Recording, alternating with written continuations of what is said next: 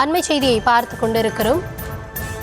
சென்னை மெரினாவில் தூய்மை பணியாளர்கள் சாலை மறியல் போராட்டத்தில் ஈடுபட்ட நிலையில் அவர்களை குண்டுகட்டாக காவல்துறையினர் கைது செய்திருக்கிறார்கள். கடந்த ஆகஸ்ட் மாதம் முதற்கொண்டே பணி நிரந்தரம் உள்ளிட்ட கோரிக்கைகளை முன்வைத்து அவர்கள் தொடர்ந்து போராட்டங்களை முன்னெடுத்து வருகிறார்கள். இந்த நிலையில் தற்பொழுது அவர்கள் சென்னை மெரினா கடற்கரையில் சாலையில் அமர்ந்து தங்களுடைய போராட்டத்தை முன்னெடுத்திருக்கிறார்கள். இந்த நிலையில் அவர்கள் கைது செய்யப்பட்டிருப்பதாகவும் கள்ளத்தகவல்கள் தெரிவிக்கின்றன. இதுகுறித்த விரிவான விவரங்களோடு இணையவிருக்கிறார் எம்முடைய செய்தியாளர் அஜய். அஜய், கூடுதல் விவரங்களை வழங்கலாம்.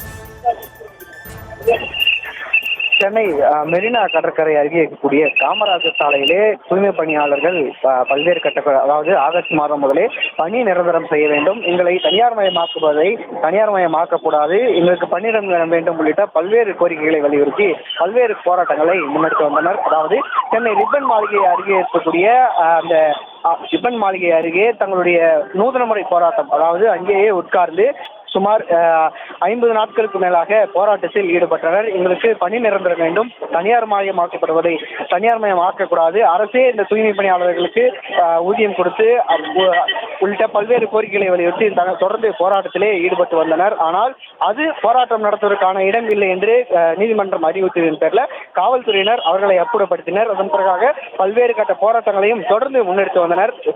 அதே போன்று தங்களுடைய பணிக்கு செல்லாமல் பணியை புறக்கணிப்பது உள்ளிட்ட பல்வேறு போராட்டங்களிலே தூய்மை பணியாளர்கள் தொடர்ந்து ஈடுபட்டு வந்தனர்.